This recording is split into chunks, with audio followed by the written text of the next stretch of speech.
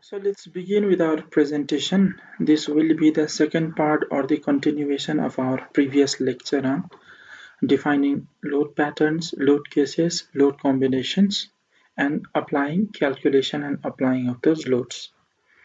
In the previous lecture of this training course on seismic resistant design of RCC residential building, we saw some theoretical backgrounds on load pattern, load cases, load combination.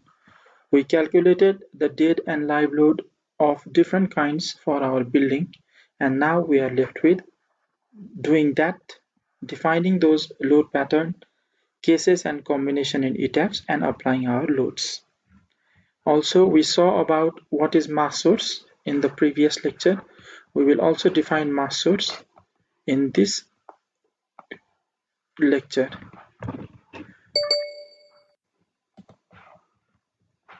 So first, let's define load patterns. For that, we go to define and then click on mass source, and we click on load patterns here.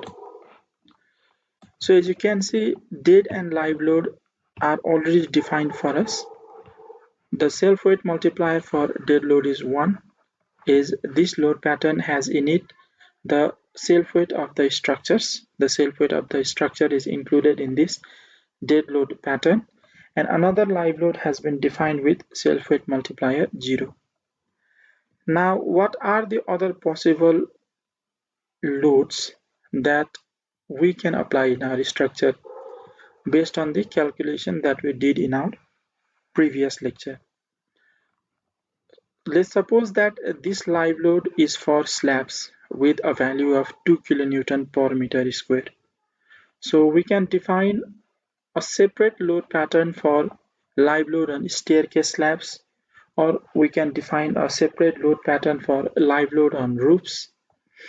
Let's define a separate load pattern for live load on roofs, because while defining mass source, we won't be including the roof live load, because according to IS 1893, roof live load need not be included while defining mass source.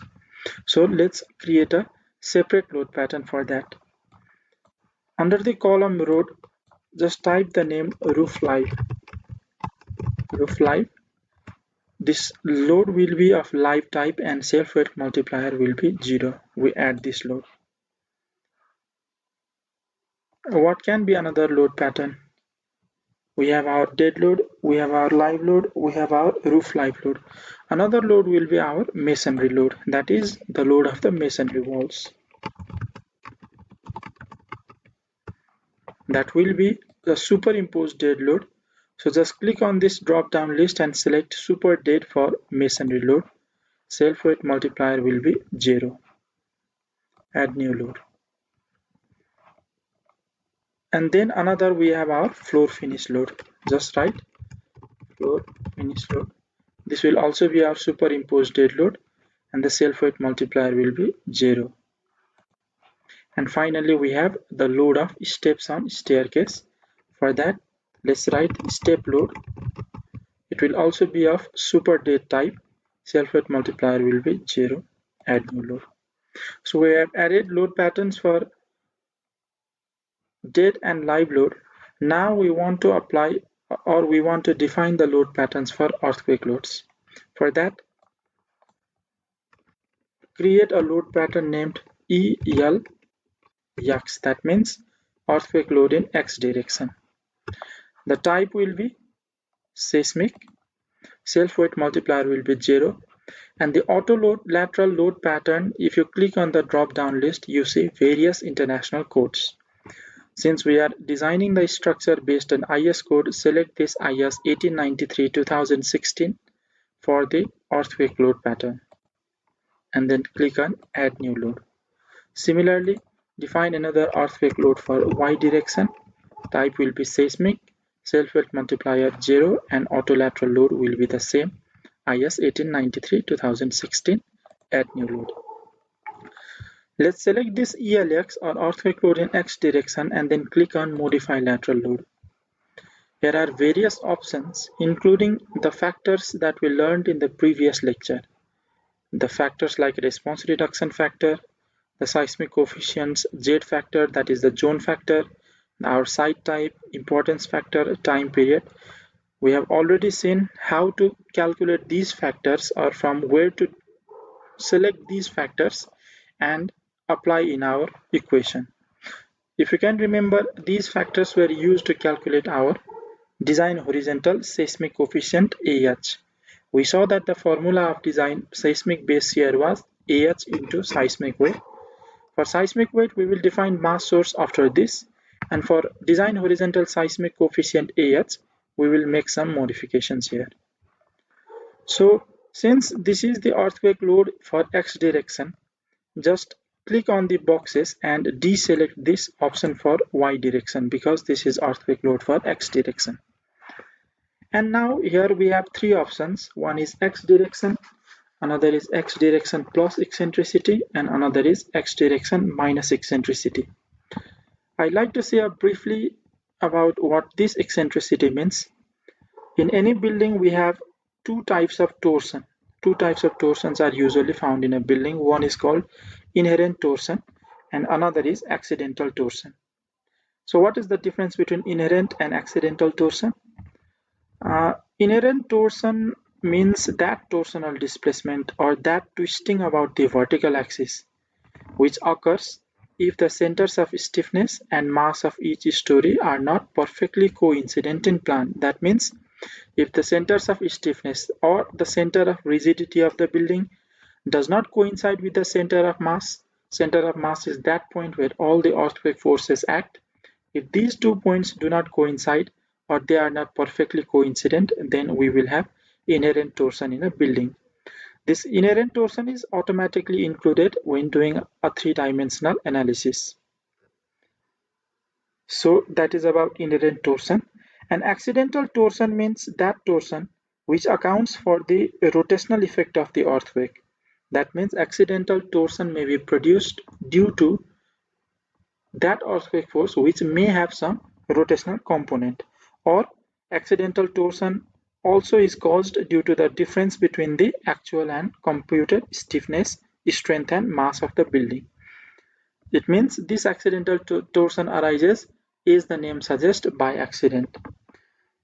And even for perfectly symmetrical buildings, the true locations of this center of mass and rigidity are uncertain.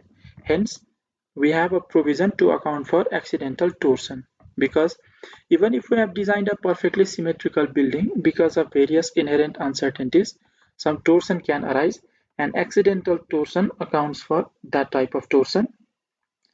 And if you can see on the screen, there is eccentricity ratio default value given is 0.05, because most of our building codes assume an accidental torsion and we'd like to design for an accidental torsion of 5%. But here we won't be entertaining the possibility of accidental torsion, so we will just deselect these two options, X direction plus eccentricity and X direction minus eccentricity. So now this selection is grayed out and we cannot make any changes. Here is another option, story range. That means through what story range does this earthquake force affects. The earthquake force can affect the story from the base to our top story, story 3. So we won't make any changes here. Our response reduction factor is 5 for special moment resisting frames. As you can remember, response reduction factor accounts for ductility and overstrength of a building, and higher the ductility, higher the response reduction factor. Our seismic zone factor, we assume that our building is located in the 5th seismic zone, that is seismic zone number 5, which is that zone with the highest hazard level. So the code seismic zone factor for that zone will be 0.36, that is the highest zone factor. The site type is determined from soil test, and for this purpose, let us suppose that our site type is site type 2, for which we have medium type of soil, neither soft soil nor stiff and hard soil, but medium type of soil. Importance factor will be 1 because this is a residential building, and as compared, this is not so much important building. We will use importance factor 1. All these values we have derived from IS 1893 Part 1 code, and you can revisit our previous lectures to see what each factor means and what are the possible values. And finally, there is time period. You can either use program calculated so that the program will calculate itself the time period of the structure, or you can use user defined or approximate. Let us calculate time period by ourselves, so we will be using user defined time period. And if you remember, for RC moment resisting frame building, our formula for time period is 0.075 into height to the power 0.75. Our total height of the building is 2.85 into 3 because our floor to floor height is 2.85 and we have 3 stories. So our total height will be 2.85 into 3. If we use that formula, 0.075 into height to the power 0.75, we get the value of our time period to be 0.375 second. So right here 0.375. And now click on OK. Similarly, select that earthquake load combination for Y and click on modify lateral load. Here we will deselect all for X direction since this is earthquake load for Y direction. We will also deselect these two options, Y direction plus eccentricity and Y direction minus eccentricity, because we won't be designing for accidental torsion. Story range is the same, response reduction factor 5, zone factor 0.36, site type 2, importance factor 1, and time period 0.375.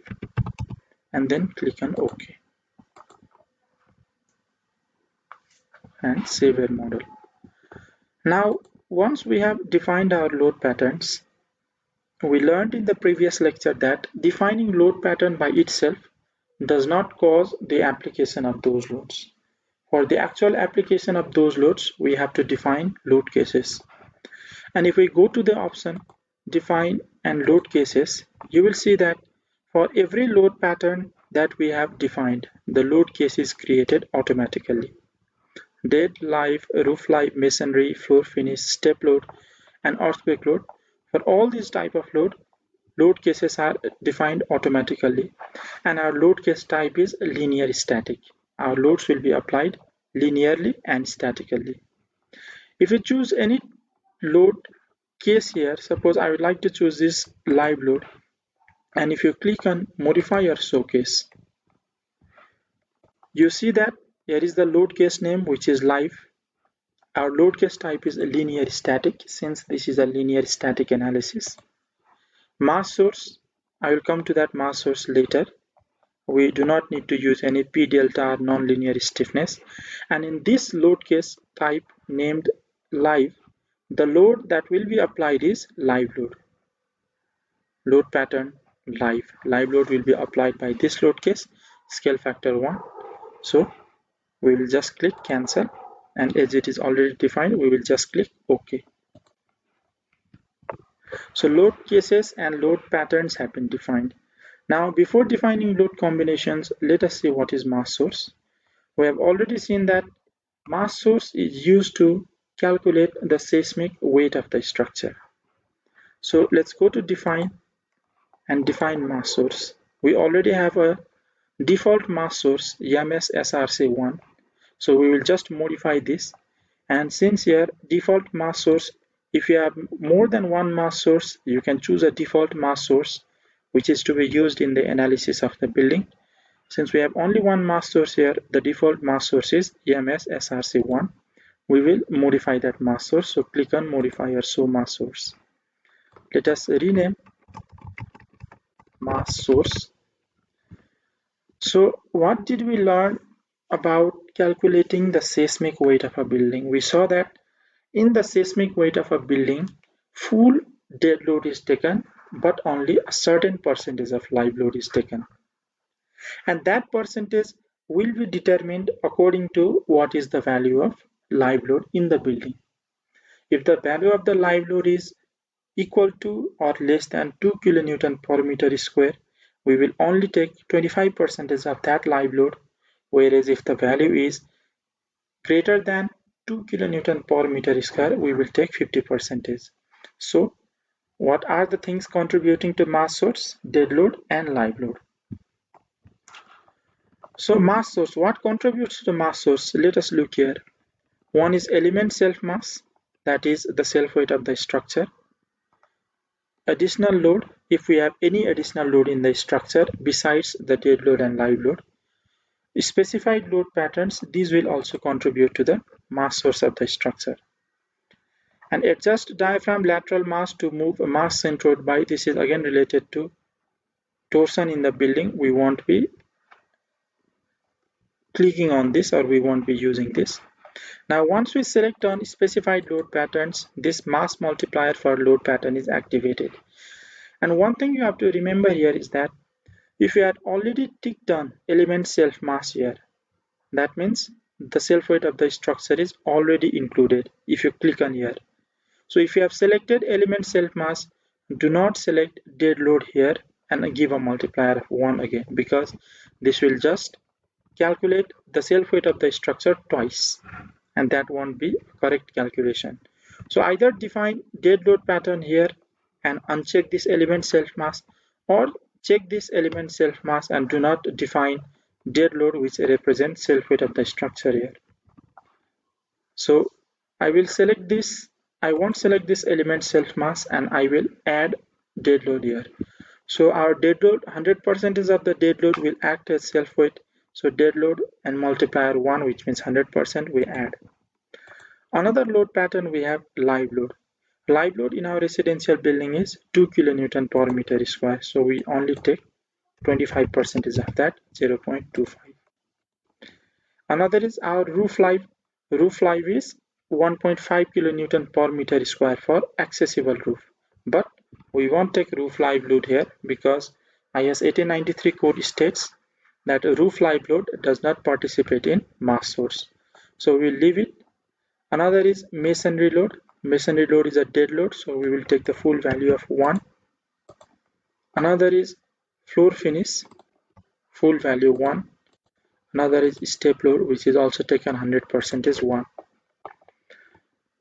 So one thing that we have missed here is the live load for stairs, because in case of stairs, balconies, corridors and passages, even for a residential building, the live load will be 3 kilonewton per meter square.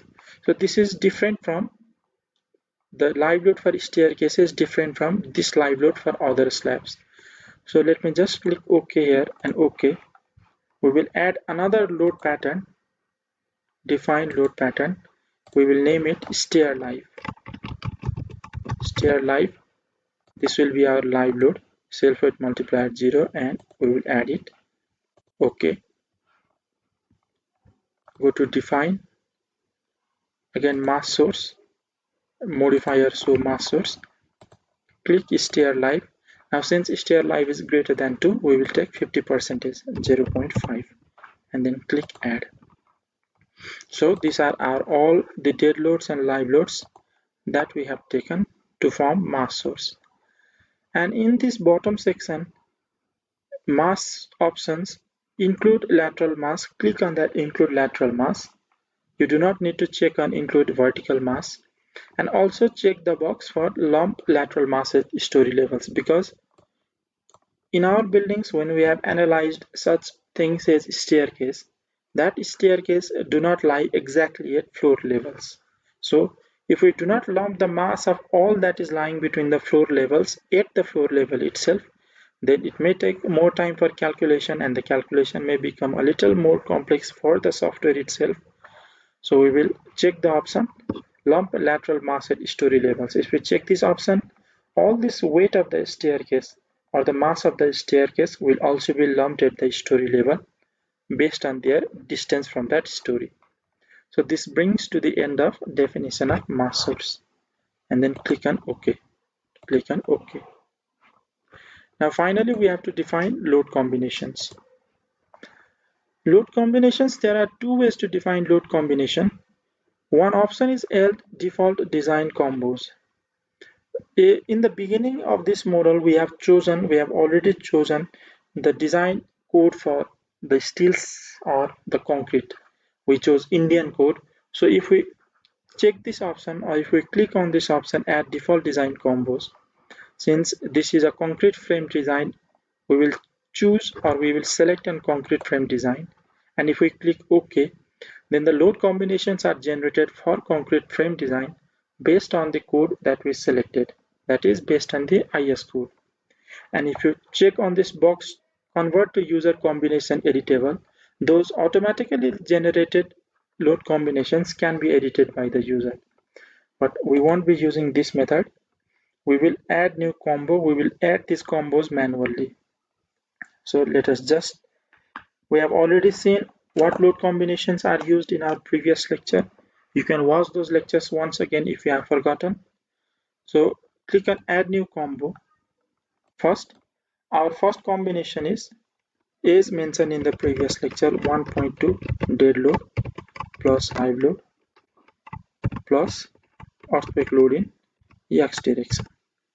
All these combinations are linear addition type, so we check this linear add, and then now we add the load combinations. For all dead load, we have to use the factor 1.2. So for dead, it will be 1.2. Another dead load is masonry load, it will be 1.2. Another dead load is floor finish, this will be 1.2. Another dead load is step load, this is 1.2. So these four are our dead: masonry load, floor finish, and step load. These are our dead loads. And also for all live load, the factor is again 1.2. So our first is live load, factor is 1.2. Our another live load is roof live, it is 1.2. And another is stair live, which is 1.2. Our live load is finished. Now for earthquake load in X direction, it is 1.2. So we will add earthquake load in X direction, and this is 1.2. So in this way, we can define our load pattern. Okay. Now another of our load pattern is the same, except there is minus sign in front of ELX. So we will just add the copy of this combo. We will select this combo and click on add copy of combo. Let's rename it. This is minus ELX, and instead of factor 1.2 in ELX, we will put minus 1.2, and then we can click on OK. Another combo is added. So the cool feature of ETABS is that if you hover over this load combination, you can see what is displayed on your monitor. First, the name of the load combination, type is linear add, and what are all the load patterns selected for this combination. You can see if you hover over any of this load combination. Now our another load combination is these two same combinations, except that earthquake force in X direction is replaced by earthquake force in Y direction. So first select this plus ELX1, add copy of combo, rename it to ELY, and in our load pattern select ELY instead of ELX, and then click on OK. And for minus ELY, select this minus ELX, add copy of combo,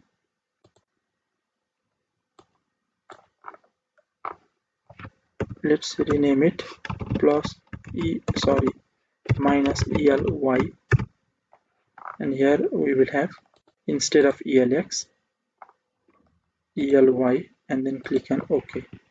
So we have added these four combos. Now another one of our combos is 1.5 dead load plus earthquake load in X direction.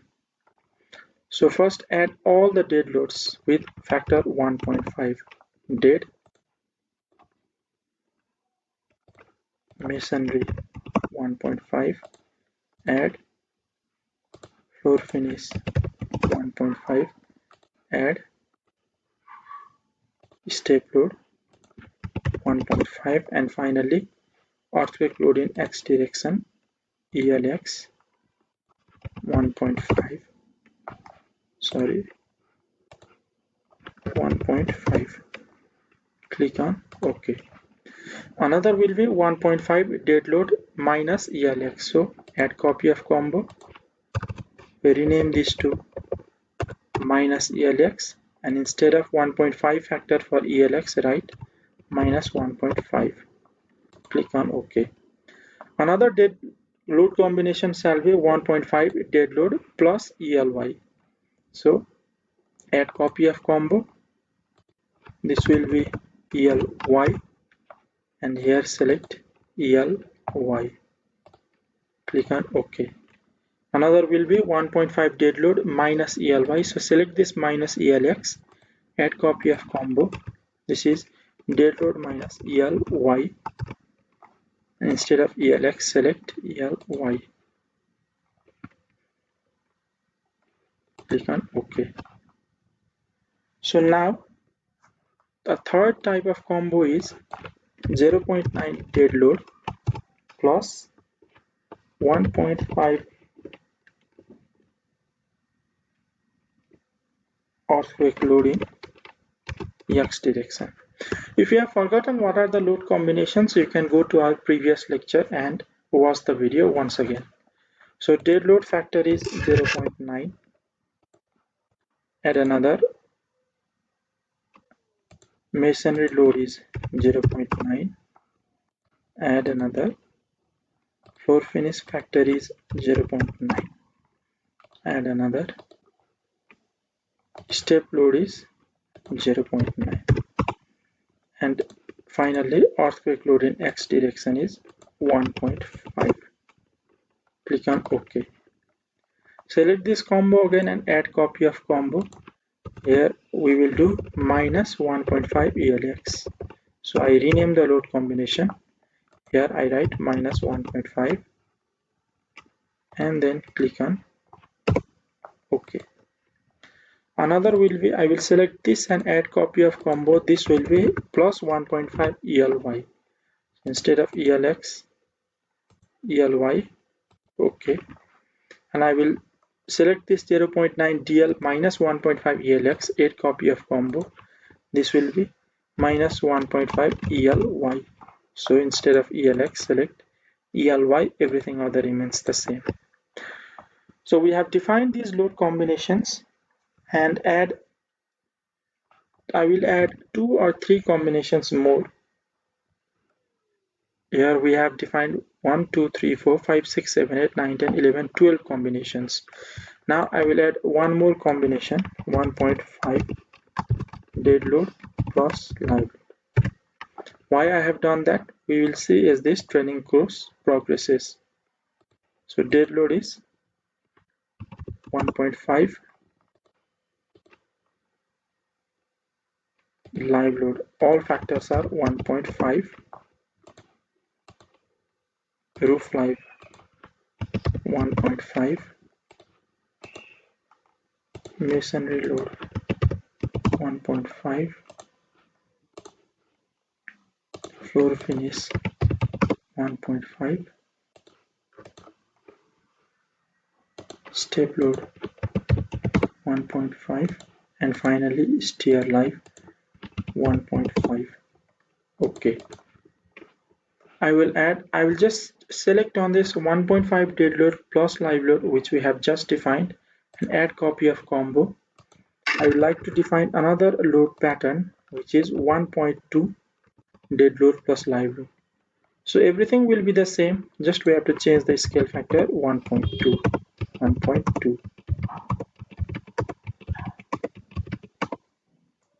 After changing everything, just click on OK. And finally, another load factor I would like to add is 1.5 dead load only. So I will just select this 1.5 dead load plus live load and add copy of combo. I will rename this as 1.5 dead load, and all live loads I will delete here. Delete, roof live delete, stair live delete, and then click on OK. So we have defined all of our load combinations. Click on OK and save the model. Now as a final thing that we will be doing, we will be applying loads on this structure. So first Let us start with the loads on our slabs. The live load on our slabs will be 2 kN per meter square in case of ground floor and first floor slab. On the roof slab, which is accessible in our case because we will be constructing a staircase and we will make our roof accessible, it will be 1.5 kN per meter square. And on the staircase slabs, it will be 3 kN per meter square.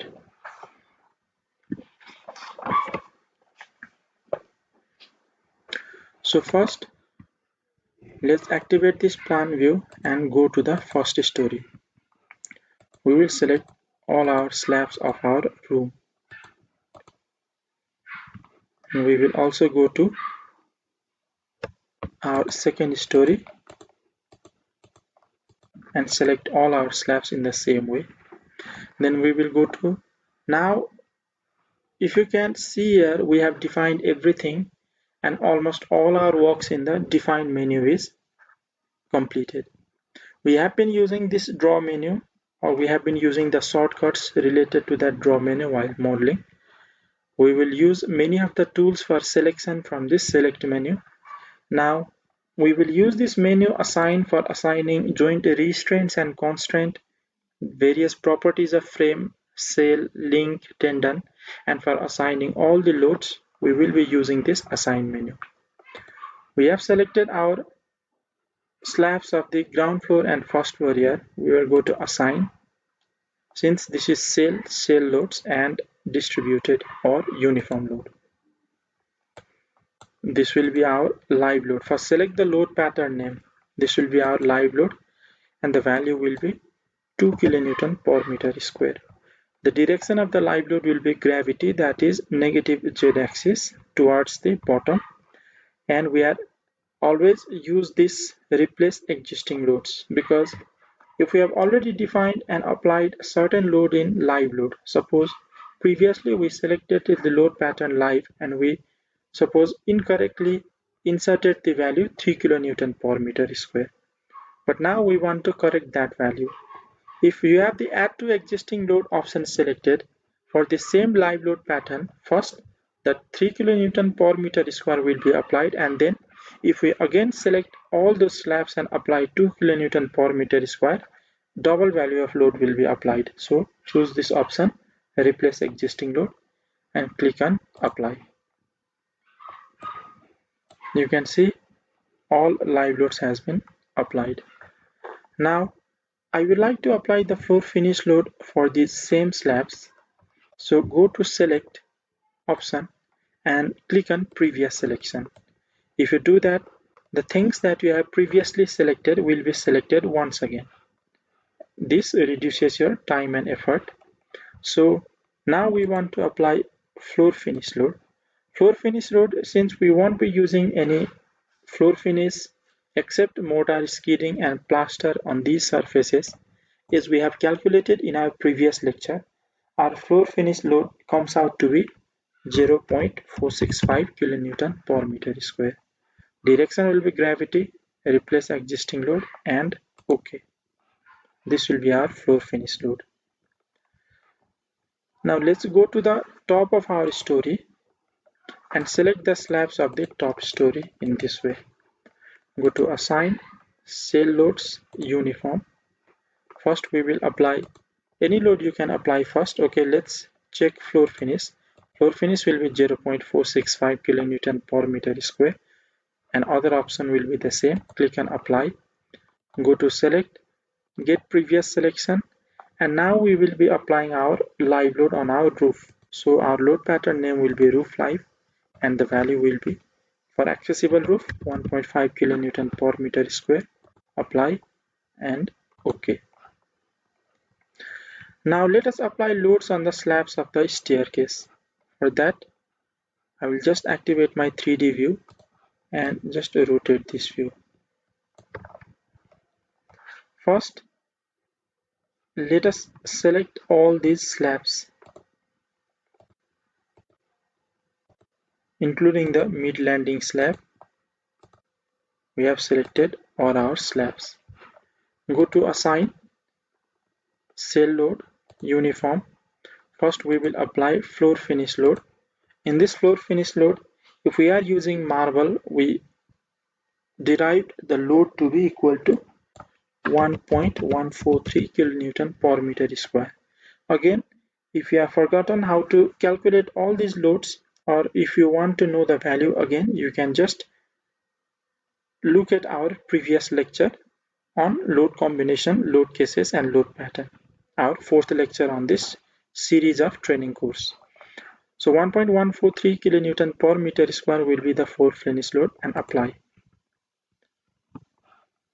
So if you see on the 3D diagram, for all the slabs, this value of floor finish load is being displayed.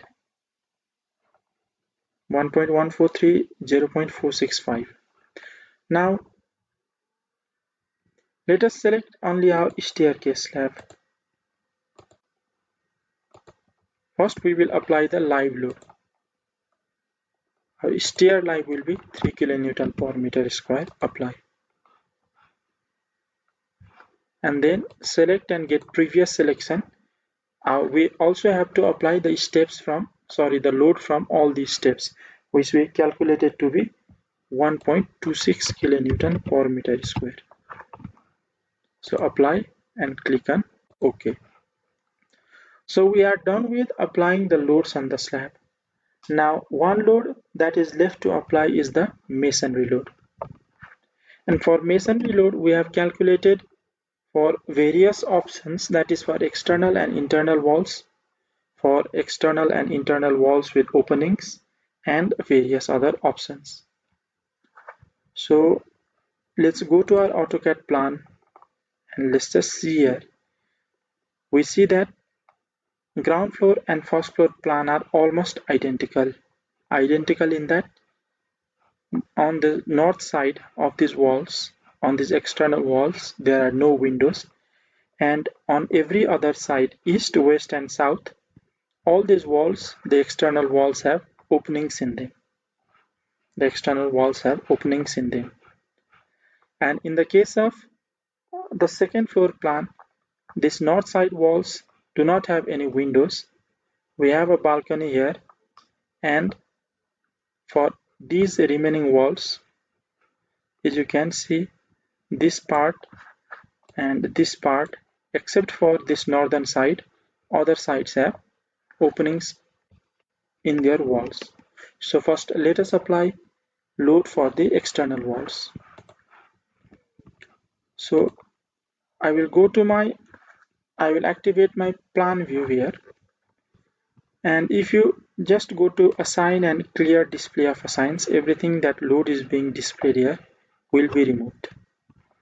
I will go to my first floor and select these north side walls in ground floor, first floor, and second floor. Everything is same. So now we will go to assign, frame loads, and distributed.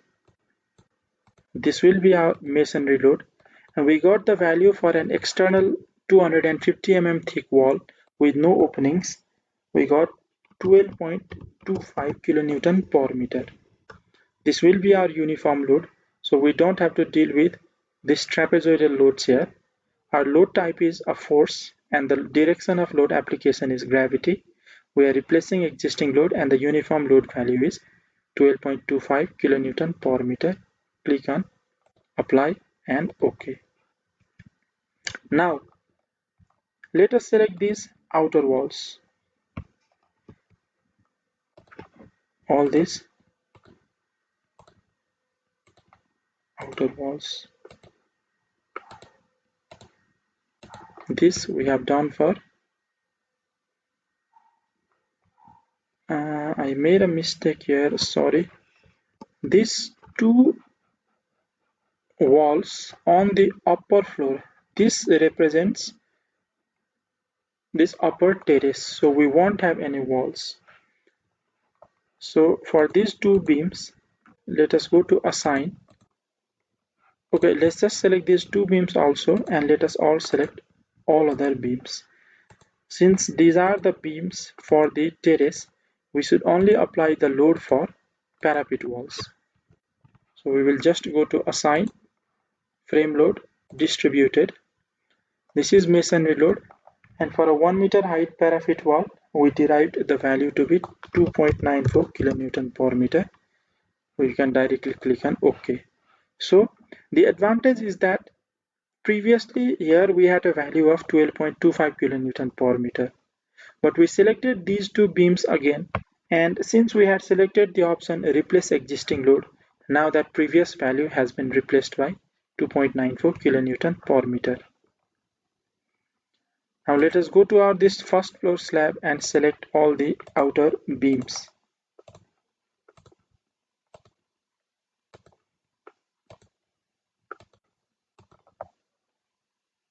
So for all these outer beams, since they have a 9-inch wall or including plaster, that is 250 mm thick wall, and they have opening, we can assign the distributed frame load to be, again load pattern name is masonry load. We get this value to be 9.80 kilonewton per meter, and then click on OK. Here one thing is that for the ground floor walls,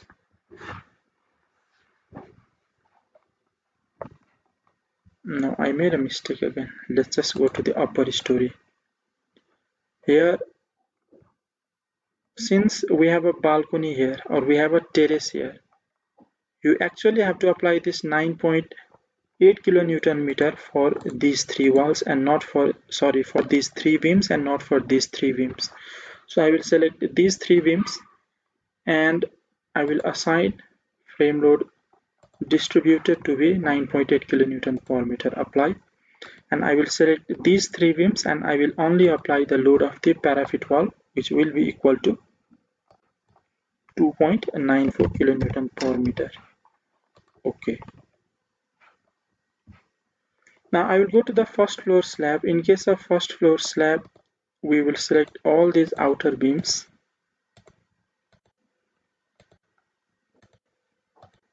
We will select all these outer beams and then we will assign the frame load, which is again 9.80 kilonewton per meter. Click on OK. So one thing about this model is that we have modeled this base is the bottom of our model or the bottom of our building.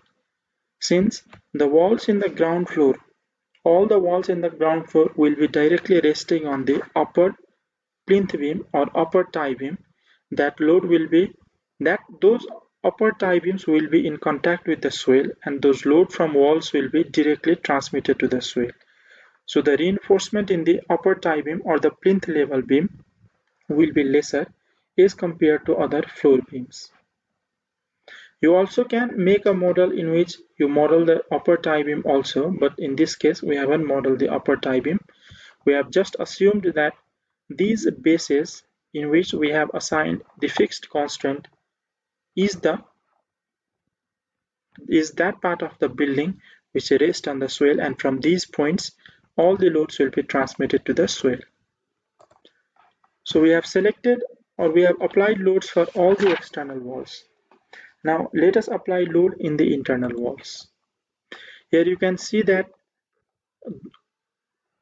for the ground floor and first floor we have internal walls in this grid and this grid, even here this grid, and for this the wall adjoining to the staircase, we will consider it to be a 250 mm thick wall, so we have to apply it here also load. And okay, we will apply the load in internal walls for these three grids. So first select this wall adjoining to the staircase in first floor and second floor, and then we will go to assign frame load distributed and 9.80 kilonewton per meter. Click on OK. Now go to our first floor slab level. We saw we had a wall in this grid, and let us see again.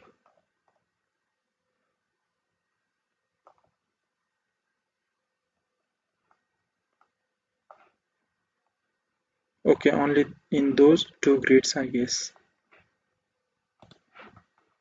Or what we can do here is that you can see these internal partition walls are not lying on the grids. So for this, there are two ways to model. One is we can take some value of uniformly distributed load for all these partition walls and apply that load. Or we can create dummy beams directly under the position of those walls, and we can apply the line loads similar to what we are applying for the masonry loads now. We will create dummy beams and apply line masonry loads on those dummy beams. First, let us just select these two grids on the first floor slab. And since this is of our second story, we don't have to select here. Go to assign, frame load, distributed. Now these two are the internal walls with no openings. So we will use the value of masonry load is 7.35 kilonewton per meter. Okay. Now in case of the second floor, let's look at what is happening on second floor in our plan. Here we can see that we have a wall lying in this grid here, which lies exactly on the grid. So we are in our story 2. We will select this line and then assign frame load distributed of the same value, but we have an opening here, so we will use the value of 5.88. Okay. Now let us go to our first floor slab and see how we can apply the line loads which are not lying on the grid, or for those partition walls which are not lying on the grids of our building. For that, first let's define a dummy beam. How do we define a dummy beam? We go to define, we go to section properties, frame section, and let's just add new property to the concrete rectangular beam. The dimensions and this material will not matter much. Let us write the name of the property as dummy beam, and we go to modify property modifiers and click on show or modify properties, and we assign the property of mass as 0 and weight as 0. This means we can draw that beam in the actual structure, but it is just a dummy beam and it won't participate in load resistance or transferring load to other parts of the structure. It will be there just so that we can assign the value of the partition load, and then click on OK, OK, and OK. Now let's just go to assign and clear display of assigns. Now let's go to our AutoCAD and plan and see that we have in our second story. First, let us draw a dummy beam to apply this load here, this partition wall. This partition wall is at a distance of, I have already calculated it, 1.2 meter from this grid line. So comparing our model to that this particular AutoCAD plan, we can say that our dummy beam should be somewhere here, which is at a distance of 1.2 meter from this grid. So select draw option.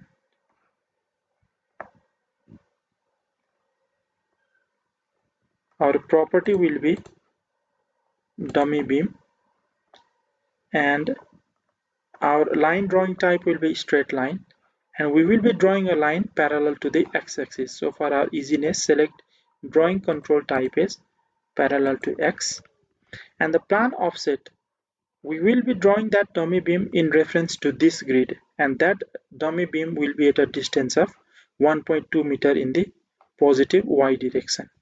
So let's call it 1.2 meter, because sorry, we have to insert this value in mm, so let's call it 1200 mm. Now if we draw a beam here we have got a dummy beam. Click on escape, select this dummy beam, and then we can assign frame load a distributed load of. So we have calculated the value of partition wall load to be 8 kilonewton per meter. So right here 8 kilonewton per meter and OK. In a similar way, we have to assign a dummy beam and assign the load for partition for this wall. This wall is at a distance of 0.6 meter from this grid. So we do the same again. Draw frame option, dummy beam. This will again be parallel to x-axis and the plan offset will be 0.6 or 600 mm. We draw a dummy beam here and this is offset by 600 mm. So select this beam, go to assign frame load, distributed 8 kilonewton per meter, OK. And finally, for this floor level, if we go to our AutoCAD plan, we can see that for this toilet portion, this wall, also we have to apply load here. This is a small wall on the other side, so it may not matter much. But for this wall, we can see that it is a longer wall and we have to apply a masonry load for this wall also. This wall is at a distance of 1.75 meter from this grid 2-2. So we go to our model, we draw a beam, again it is parallel to x-axis, it's a dummy beam and the distance is 1.75 or 1750 mm, and then we draw it here. Our dummy beam is created here. Select this beam, assign frame load, distributed 8 kilonewton per meter, OK. So this must load combination for our first floor slab. Now we go to our second floor slab, and in our second floor plan, which is this, we see that for toilet similar to this common bathroom toilet wall, we have to apply a masonry line load here, and for this another beam here. So what we will do is, this wall is at a distance of 1.3 meter from this grid. So for this, let's do like this. Select this beam and then draw a dummy beam at a distance of 1750 mm. This will be parallel to x-axis. Draw here.